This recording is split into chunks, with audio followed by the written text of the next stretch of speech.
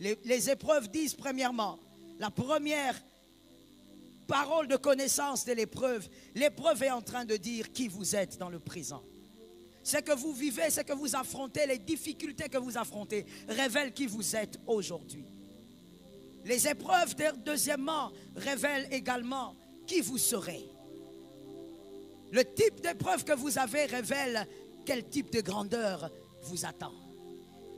Troisièmement, les épreuves révèlent sur quel type de trône spirituel vous êtes assis. Tout dépend de quel type de couronne vous avez sur la tête. Ainsi, un homme intelligent a compris qu'on ne pleure pas sur les épreuves, on étudie les épreuves. Car les épreuves sont la révélation du type de couronne que vous avez sur votre tête. Des fois, c'est compliqué à comprendre, mais c'est ça la vérité. Tout dépend de quel type de couronne vous avez sur la tête. Ainsi, un homme intelligent a compris qu'on ne pleure pas sur les épreuves, on étudie les épreuves.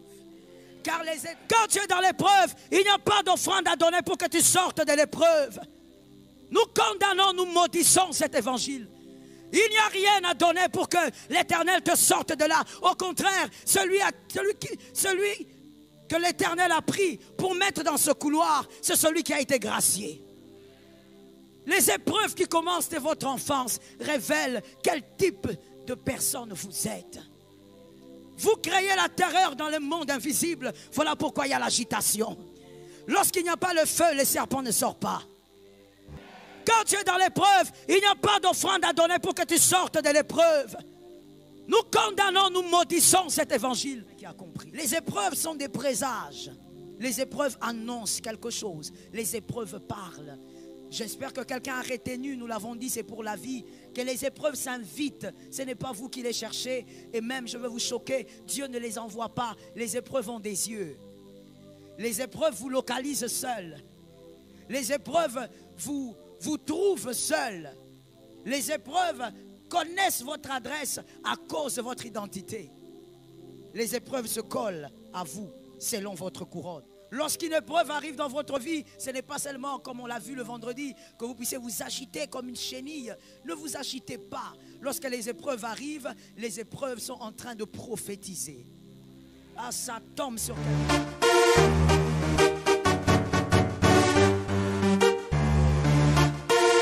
Shalom bien-aimé dans le Seigneur Jésus-Christ.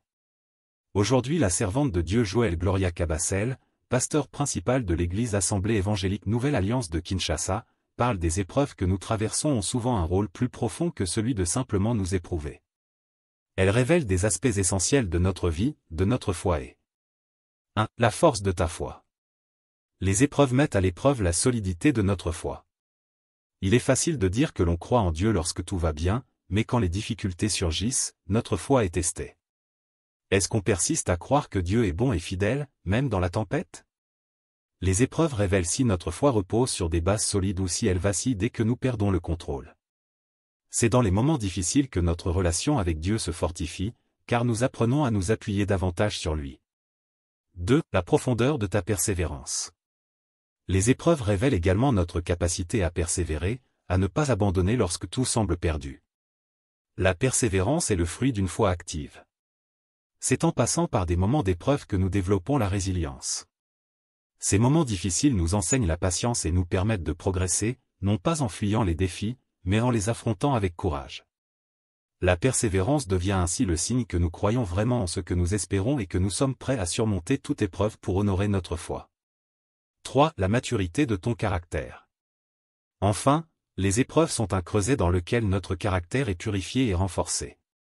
Comme l'or qui passe par le feu pour en retirer les impuretés, les difficultés de la vie font ressortir ce qui est réellement en nous. Elles révèlent nos valeurs, nos priorités, et nous façonnent pour devenir plus semblables au Christ. Au travers des épreuves, Dieu nous enseigne des leçons sur l'humilité, la compassion et la gratitude. C'est en passant par les feux des épreuves que nous grandissons et que nous nous rapprochons de l'image de celui que nous suivons. En somme, chaque épreuve, bien que difficile, a un mets divin, révéler la force de notre foi, la profondeur de notre persévérance et la maturité de notre caractère. Abonnez-vous, aimez et partagez afin d'apporter l'évangile de Jésus-Christ aux nations car il y aura plus de joie dans le ciel pour un seul pécheur qui se repent. Que la bénédiction de Dieu soit votre partage dans le nom puissant de Jésus-Christ. Amen. Je viens te rappeler une chose que tu connais, mais il faut que tu t'en rappelles bien. Que tu t'en rappelles pour ne plus jamais oublier. Que tu l'enseignes à tes enfants. Et que tes enfants à leurs enfants. Et ceux-là aussi à leurs enfants. Comme l'Éternel l'avait dit à Israël. Enseigne-les à tes enfants. De génération en génération que ça demeure. L'Éternel est ton berger. Tu ne manqueras de rien. L'identité est plus forte que l'épreuve. Oh, thank you, Lord. L'identité est plus forte que l'épreuve. Oui, l'épreuve est difficile. Personne n'aime l'épreuve, mais l'épreuve est un must. L'identité est plus puissante que l'épreuve. Être roi, c'est plus puissant que l'épreuve. Ceux qui ont été là depuis le premier jour, vous savez de quoi nous parlons. L'identité est plus puissante, plus réelle que l'épreuve. Psaume 23, 1, il est écrit, l'Éternel est mon berger, je ne manquerai de rien. La deuxième phrase est la conséquence de la première. Je ne manquerai de rien, pourquoi? Parce qu'il est mon berger. Mais pourquoi il est mon berger? Parce que je ne suis pas une girafe. Let us talk about it. Pourquoi il est mon berger? Mais parce que je ne suis pas un éléphant. Pourquoi il est mon berger? Parce que je suis une brebis. Ton identité définit aussi qui t'accompagne. Ton identité définit qui t'entoure. Et je veux le dire simplement, votre identité crée un cercle spirituel et physique autour de vous. Oui, parce que votre identité a un langage personnifié. Votre identité a son propre langage. Et il crée un cercle physique et spirituel autour de vous. Pourquoi est-ce qu'il est mon berger? Eh bien parce que je suis une brebis. Le psaume 23, 4 dit, quand je marche dans la vallée de l'ombre de la mort, je ne crains aucun mal. Je ne crains aucun mal parce que j'ai un berger. J'ai un berger parce que je suis une brebis. On va répondre ça pour celui qui dormait. Je ne crains aucun mal parce que j'ai un berger. J'ai un berger parce que je suis une brebis. Et moi, la brebis, je traverse la vallée. Pourquoi? Parce que je suis un roi. La vallée correspond à ton identité. Je veux le dire mieux pour celui qui prie.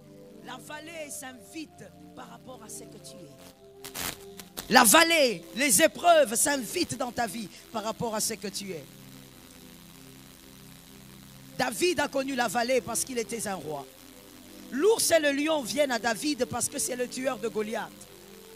Ils ne viennent pas simplement par plaisir, ils viennent parce qu'ils ont localisé le tueur de Goliath. Eliab ne peut pas affronter l'ours. Eliab, le frère de David, ne peut pas affronter l'ours. Parce que l'ours est lié à l'identité de l'homme.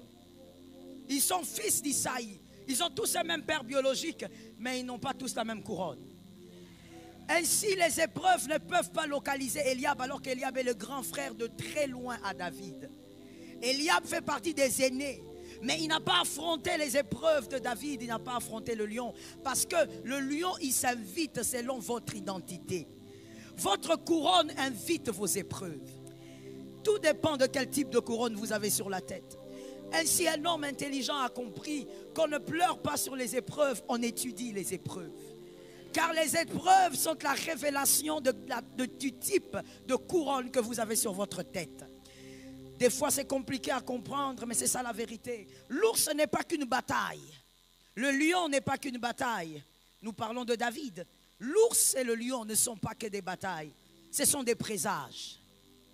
L'ours et le lion sont des présages. Lorsqu'une épreuve arrive dans votre vie, ce n'est pas seulement, comme on l'a vu le vendredi, que vous puissiez vous agiter comme une chenille. Ne vous agitez pas. Lorsque les épreuves arrivent, les épreuves sont en train de prophétiser. Ah, ça tombe sur quelqu'un qui a... J'espère que nous écrivons, n'est-ce pas? C'est tellement automatique que je ne le demande pas. Les épreuves sont des présages. Les épreuves annoncent quelque chose. Les épreuves parlent. J'espère que quelqu'un a retenu, nous l'avons dit, c'est pour la vie, que les épreuves s'invitent. Ce n'est pas vous qui les cherchez. Et même, je veux vous choquer, Dieu ne les envoie pas. Les épreuves ont des yeux. Les épreuves vous localisent seuls. Les épreuves vous trouvent seuls. Les épreuves connaissent votre adresse à cause de votre identité. Les épreuves se collent à vous selon votre couronne. Les épreuves sont donc des présages. pas seulement des batailles, pas seulement des moments difficiles qu'il faut dépasser. Ce sont des présages. Les épreuves disent premièrement, la première parole de connaissance de l'épreuve, l'épreuve est en train de dire qui vous êtes dans le présent. Ce que vous vivez, ce que vous affrontez, les difficultés que vous affrontez, révèlent qui vous êtes aujourd'hui. Les épreuves, deuxièmement, révèlent également qui vous serez. Le type d'épreuve que vous avez révèle quel type de grandeur vous attend. Troisièmement, les épreuves révèlent sur quel type de trône spirituel vous êtes assis. Parce que tel que nous sommes sur des chaises, peut-être, mais même lorsque vous êtes debout, vous êtes assis sur un trône spirituel. Le trône spirituel révèle au fait la grandeur de votre destinée. Les épreuves donc présagent ces trois choses. Qui vous êtes? Moïse a vécu les épreuves dès sa naissance. Pour ceux qui ont vécu les épreuves dès leur naissance, on te raconte que quand tu es né, ta mère est morte pendant la couche. Quand tu es né, ton père a divorcé avec ta mère. Quand tu es né, voici ce qui est arrivé. Quand tu es né, il y a des choses qui ont frappé la famille. Quand tu es né, Moïse a vécu ces choses. Pourquoi? Pourquoi? Dès la naissance, certaines personnes vivent l'épreuve parce que leur arrivée annonce la chute de certains. Thank you, Jesus, for the grace. Leur arrivée annonce la chute de certaines personnes. Lorsque ta naissance crée une agitation, tu dois savoir qu'il y a des destinées aussi qui commencent à s'agiter. Dans le monde spirituel, il y a des agitations également. Lorsque l'épreuve arrive, dès que tu es tout petit, pendant que tu grandis, une vie compliquée, difficile, ne dis jamais « Dieu ne me connaît pas ». Au contraire, tu es le bien-aimé de Dieu. Au contraire, tu es celui que Dieu a choisi. Au contraire, toi, ton arrivée crée le relèvement, mais aussi la chute de d'autres. Les épreuves dès la naissance révèlent qui vous êtes. Les épreuves lorsque vous grandissez révèlent qui vous êtes. Oh, nous maudissons cet évangile diabolique qui veut dire au peuple de Dieu, celui qui est éprouvé est maudit. Celui qui est éprouvé, Dieu l'a abandonné. Il doit faire des prières de récupération. Il doit faire des prières de rattrapage. Il doit donner des offrandes de rattrapage. Il n'y a pas d'offrande à donner. Quand tu es dans l'épreuve, tu traverses la vallée. L'Éternel t'a choisi. Donne-moi un amen d'un intelligent. Quand tu es dans l'épreuve, il n'y a pas d'offrande à donner pour que tu sortes de l'épreuve. Nous condamnons, nous maudissons cet évangile. Il n'y a rien à donner pour que l'Éternel te sorte de là. Au contraire, celui que l'Éternel a pris pour mettre dans ce couloir, c'est celui qui a été gracié. Les épreuves qui commencent de votre enfance révèlent quel type de personne vous êtes. Vous créez la terreur dans le monde invisible. Voilà pourquoi il y a l'agitation. Lorsqu'il n'y a pas le feu, les serpents ne sortent pas. Moi, j'ai grandi dans la campagne. Lorsque c'était comme en cette saison, la saison sèche, les serpents, des fois, ils entraient dans la maison. Ce qui fait que moi, c'est pas vraiment avec difficulté que j'arrive à tuer un serpent. Moi, je peux fuir une araignée, mais pas un serpent. Oui. Et les serpents pouvaient entrer dans la maison. On le trouve et on savait que celui-ci n'est pas venimeux. On le sort sans le déranger. L'autre, il peut être venimeux. On le tue. On arrive à le reconnaître. Mais des fois, quand on entre dans une pièce, il y a une certaine chaleur qu'on peut ressentir. On dit il y a ce reptile est quelque part. Et comment donc il faut faire? Il faut allumer un feu. Quand tu allumes le feu, il sort. Il sort de sa cachette. Lorsqu'on t'agite dès ton enfance, lorsque les problèmes t'agitent de ton enfance, tu dois savoir, c'est parce que certains vont chuter. Nous bénissons le Saint-Esprit. Certains vont chuter, arrête de te plaindre. À partir d'aujourd'hui, permets-moi en tant que pasteur de t'interdire. Ne pleure plus sur l'état que tu es. Ne pleure plus en disant je suis orphelin, je suis orpheline. À ton âge, tu n'as même pas besoin de le dire. L'Éternel, il sait pourquoi. Et c'est parce que l'Éternel sait pourquoi que ton état n'est pas un problème. Lorsqu'on vit les épreuves pendant son enfance, certains vont bouger. N'oublie jamais que les épreuves sont des présages. Les épreuves révèlent qui vous êtes, qui vous serez. Qui vous serez dans l'avenir. Affronter des grands défis. Quand on affronte des grands défis, c'est parce qu'on doit passer par des grandes portes. C'est une évidence. On ne peut pas affronter des grands défis pour des petites portes. Si tu affrontes des grands défis, si tu as de grandes batailles, si tu as des grandes épreuves, on te parle de ton avenir, on te dit très bientôt tu vas passer par des grandes portes. Il y a des portails qui t'attendent et tu vas y passer. Il est important de comprendre que les épreuves d'aujourd'hui révèlent une grandeur, ça ne révèle pas une petitesse. Quel est cet évangile diabolique qui a dit les épreuves révèlent que Jésus ne te connaît pas, Jésus t'a abandonné, tu ne pries pas bien? Non, c'est ceux qui prient bien qui sont éprouvés. Je répète cela pour celui qui dormait. Ceux qui prient bien, ceux-là sont éprouvés. Un jour, le diable, il va se balader au ciel. Dieu lui dit, est-ce que tu as vu? As-tu vu quelqu'un? Quelqu'un de très différent. Quelqu'un qui n'est pas comme les autres, la façon. Ce n'est pas un impudique, ce n'est pas un voleur, un escroc. As-tu vu cet homme-là? Il est millionnaire, mais il est intègre. Il est millionnaire, mais il m'aime. Est-ce que tu l'as vu?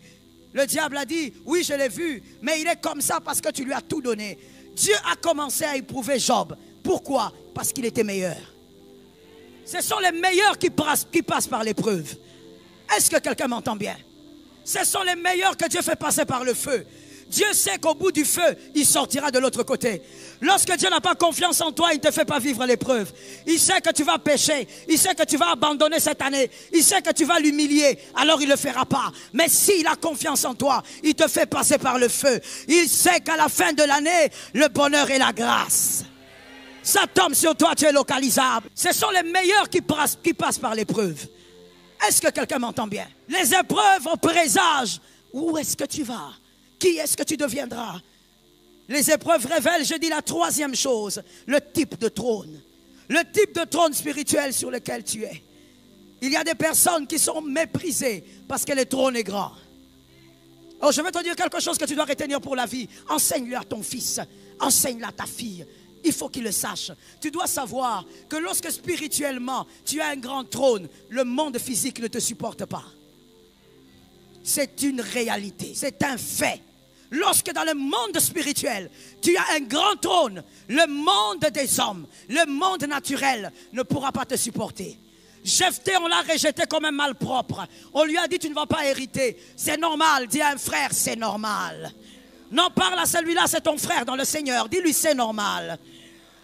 Il ne pouvait pas hériter parce que les rois n'héritent pas avec les autres. Lui, il était le roi des héritiers. Il n'était pas un héritier. Lorsqu'on te refuse la chaise des héritiers, ne pleurniche pas. Tu es le roi des héritiers. Ça localise ta famille au nom de Jésus. Lorsque les hommes te rejettent, arrête-toi, étudie l'épreuve. Comprends que ton trône spirituel est en train d'agiter les trônes physiques. Le roi des héritiers ne se précipite pas à être un héritier. Et ici, voici pourquoi tu dois comprendre ce que Jésus avait dit. Jésus dit aux disciples, allez évangéliser. Le grand maître, incroyable, il enseigne tout le temps. Il lance des leçons d'intelligence à tout moment. Il dit, allez évangéliser à deux. Mais quand ils vont évangéliser, il leur dit, hey, come on, venez un peu ici. Sachez ceci, si vous entrez dans une maison et qu'on vous chasse, sortez de cette maison-là. Au fait, l'Écriture est en train de le dire. Pourquoi? Parce que là où on te rejette, le trône est trop faible pour toi. Cet espace est trop faible pour toi. Ne rentre pas là où on t'a rejeté, à moins que Dieu te ramène là-bas. Là où on t'a rejeté, on ne rentre pas deux fois. Pourquoi? Si tu dois rentrer, oui, ça tombe sur les intelligents. Si tu dois rentrer, rentre comme Jephthé, comme un roi. Ne rentre pas comme tu étais parti.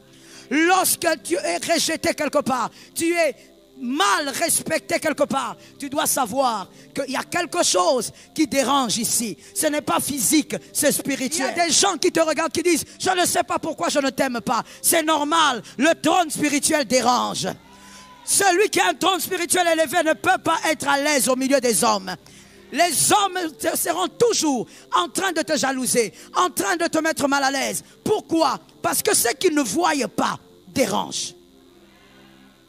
On ne peut pas comprendre. Ainsi, il y a des gens qui disent, mais pourquoi on me combat tout le temps? Qu'est-ce qui se passe? Même quand je fais des efforts pour être en bon terme avec eux, ça ne marche pas. Je vais te choquer en te disant, arrête de faire des efforts.